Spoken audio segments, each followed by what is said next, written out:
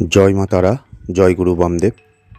আজকে আরও একটি ছক নিয়ে হাজির হয়েছি। ৩৫ বছর জাতকের বয়স। জাতকের বেশ কিছু প্রশ্ন আছে ওনার ছক নিয়ে, আমি সব কিছুই আলোচনা করব। প্রথমে দেখে নিই জাতকের অবকারহ চক্র। এই অবকারহ চক্র আমি প্রতিটা ছকেই দেখে থাকি।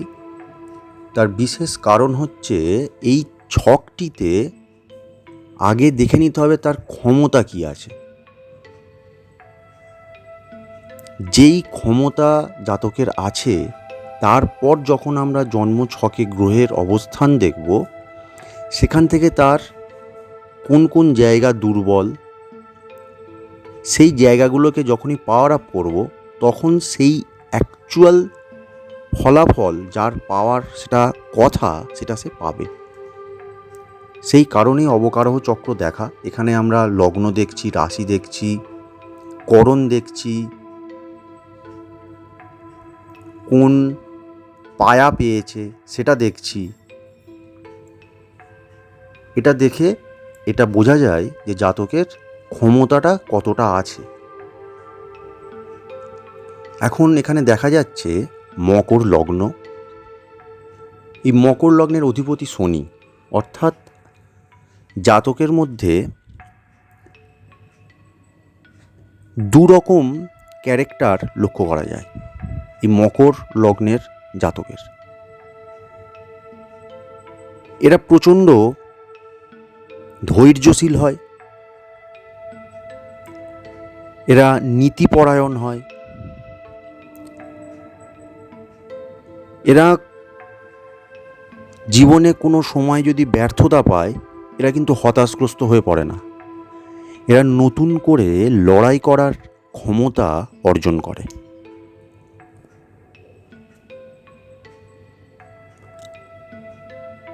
এরা বাক সংযমী হয়, হঠাৎ করে কাউকে উল্টোপাল্টা কিছু বলে দেবে এটা করে না। এদের মধ্যে বিচক্ষণ ভাব লক্ষ্য করা যায়। এরা চিন্তাশীল হয়, বাস্তববাদী হয় এরা। সেই সঙ্গে আর একটা জিনিস লক্ষ্য করা যায়, এরা কিন্তু মৃতব্যয়ী হয়ে থাকে। এর অর্থ এই নয় যে শরীর খারাপ করেছে ডাক্তার দেখাবো না, ওষুধ খাবো না, তা নয়। এরা যেটুকুনি প্রয়োজন সেইটুকুনিই খরচা করে, তার বেশি খরচা এরা পছন্দ করে না। অর্থাৎ এরা সঞ্চয়ী হয়ে থাকে। এখন আরেকটি বিষয় যদি রাশি লক্ষ্য করি, কর্কট রাশি, রাশির অধিপতি চন্দ্র। মনের দিক থেকে এরা খুব দয়ালু হবে। এদের মধ্যে একটি সেবাপরায়ণ ভাব লক্ষ্য করা যাবে। এরা নিজের স্ত্রী, মা, দিদি এদেরকে যথেষ্ট ভালোবাসবে, স্নেহ করবে, তাদের লক্ষ্য রাখবে, তাদের সুবিধা অসুবিধা নিয়ে চিন্তা করবে। এই ব্যাপারগুলি লক্ষ্য করা যায়। এখন করণ যদি দেখি, তৈতিলকরণ। তৈতিলকরণ একটি খুবই ভালো একটি করণ, যার অধিপতি হচ্ছে বুধ এবং অধিপতি দেবতা বিশ্বকর্মা। এই তৈতিলকরণের যাদের জন্ম, এদের লক্ষ্য করা যায় খুব স্ট্রং পার্সোনালিটি। এরা খুব বুঝে কথা বলে। এরা ফিজিক্যালি, ইমোশনালি, মেন্টালি যাই বলুন না কেন যথেষ্ট স্মার্ট হয় এবং স্ট্রেংথ থাকে এদের মধ্যে প্রচুর। এরা সৎ হয়। এরা 10টা মানুষকে যদি কাজে লাগানো হয় কিভাবে তাদের ম্যানেজ করবে, এই ম্যানেজিং ব্যাপারটা এদের মধ্যে থাকে। এবং এরা জীবনে গ্রোথ করে, ধীরে ধীরে ধীরে ধীরে গ্রোথ করে। একটু একটু করে এরা গ্রোথ করে জীবনের উন্নতির পথে এগিয়ে চলে। তাম্র পায়া, তাম্র পায়া যথেষ্ট ভালো, একটা সলিড ব্যাপার ভেতর থেকে এদের থাকবে। বাড়িয়ে দেখানো কোনো কিছু লোককে এরা পছন্দ করে না। এরপর আমরা জাতকের দশাটা একটু লক্ষ্য করব। রবির দশা, চন্দ্রের অন্তর্দশা।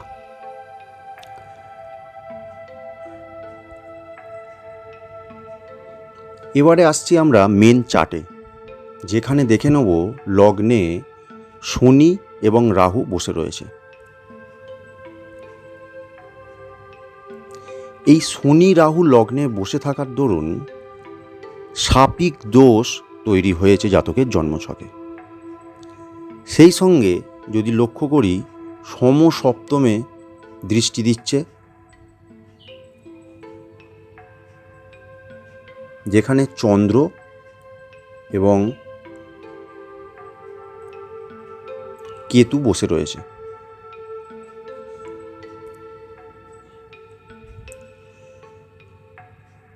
এটার জন্য আবার পুনর্পু যোগ তৈরি হয়েছে। এই দুটোই কিন্তু জাতকের জন্মছকে খারাপ প্রভাব ফেলছে। সাপিক দোষ থাকার জন্য জাতকের শারীরিক বিভিন্ন সমস্যায় জর্জরিত হবেন। আবার সেই সঙ্গে পুনর্পু যোগ থাকার জন্য জাতক মাঝে মধ্যেই হতাশার মধ্যে পড়বে। জাতকের ট্যালেন্ট থাকবে, জাতক ইনকাম করবে, খরচার জায়গাটা হবে অনেকটা। সেই সঙ্গে হতাশা মাঝে মধ্যেই ওনার মধ্যে বিরাজ করবে। কিন্তু উনি এই হতাশায় পড়ে ভেঙে পড়বেন না। উনি আবার নতুন করে কিছু করার সবসময় চিন্তা মাথার মধ্যে ঢুকবে, যে আমায় কিছু করতে হবে, আমায় কিছু করতে হবে, এই ব্যাপার এই জাতকের মধ্যে থাকবে। শারীরিক বিভিন্ন অসুবিধার মধ্যে দিয়ে কিন্তু জাতককে যেতে হবে। এই জাতকের ছকে এই সাপিক দোষ থাকার জন্য অপারেশন জাতীয় সমস্যা আসবে। এখন জাতকের চন্দ্র যেহেতু কেতুযুক্ত এবং রাহু দ্বারা দৃষ্ট, শনি দ্বারা দৃষ্ট, জাতকের মায়ের শরীরও কিন্তু খারাপ করবে। জাতকের মায়ের শরীরের মধ্যে নানান রকম অসুবিধা দেখা দেবে।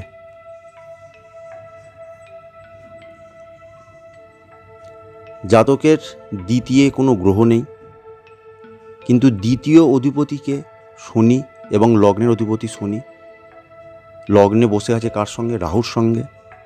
অর্থাৎ খরচার জায়গা, ইনকামের জায়গা কিন্তু দুটোই তৈরি হয়ে আছে। অর্থাৎ ইনকাম করা মানেই কিন্তু তার যে সঞ্চয় সে সঙ্গে সঙ্গে করে ফেলতে পারবে এমনটা হবে না। তার খরচার জায়গা রেডি থাকবে, ইনকাম হবে, তার খরচাটাও হবে। তৃতীয় মঙ্গল, চতুর্থে বুধ শুক্র বসে রয়েছে। জাতকের পড়াশোনা ভালো হবে, সায়েন্স নিয়ে পড়াশোনা করবে। টেকনিক্যাল লাইনের এটি ছক, অর্থাৎ টেকনিক্যালি কোনো যদি কাজকর্ম করেন তাহলে ভালো হবে।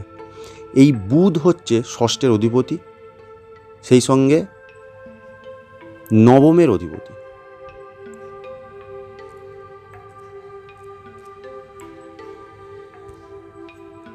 এই বুধ ষষ্ঠ হাউসের অধিপতি,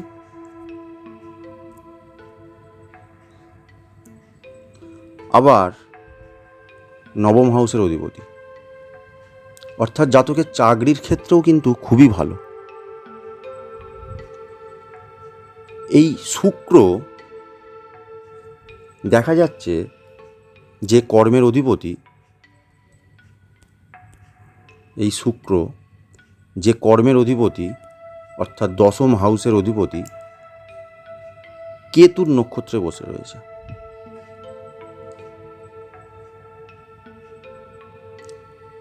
অর্থাৎ সপ্তম হাউসকেও কানেকশান দিচ্ছে। জাতকের ব্যবসাও কিন্তু হবে। যেহেতু শুক্র কর্মের অধিপতি, জাতকের রেস্টুরেন্ট সংক্রান্ত কোনো ব্যবসা, গার্মেন্টস জাতীয় কোনো ব্যবসা, এই ধরনের ব্যবসাও যদি জাতক করে থাকে তাহলেও চলবে। এখন চতুর্থ হাউসে যেহেতু বসে রয়েছে জাতকের ম্যানুফ্যাকচারিং ব্যবসা, সেই ব্যবসাটাও কিন্তু চলবে। বুধের সঙ্গে বসে রয়েছে, অর্থাৎ বুদ্ধি যেখানে লাগবে, ব্রেনকে কাজ করিয়ে যে ব্যবসাকে ডেভেলপ করা যাবে, সেই ধরনের ব্যবসা জাতকের হবে।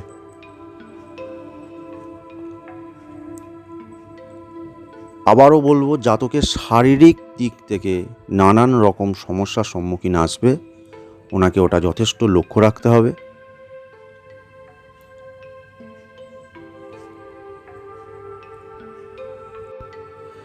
জাতকের বাড়ির দক্ষিণ দিক এবং উত্তর দিক, দুটো দিকই কিন্তু ডিস্টার্ব, যেটা জন্মছকে দেখা যাচ্ছে। বাস্তুতে দোষ যদি থেকে থাকে, যেটা বললাম, উত্তর দিক এবং দক্ষিণ দিক, এটা অবশ্যই একবার ভালো করে দেখে নিতে হবে।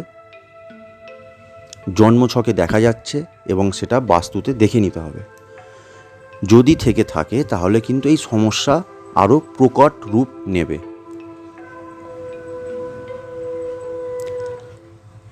জাতকের রেমিডিয়াল পার্ট পরিষ্কারভাবে বুঝিয়ে দেওয়া হয়েছে এবং হোয়াটসঅ্যাপে সেন্ড করা হয়েছে। আপনারা যদি আপনাদের জন্মছক ফ্রিতে জানতে চান, তাহলে দুটো প্রশ্নের উত্তর আপনাকে দিতে পারবো। কমেন্ট করবেন আপনার জন্ম তারিখ, জন্ম সময় এবং জন্মস্থান দিয়ে, এবং দুটো প্রশ্ন লিখে আপনার নাম,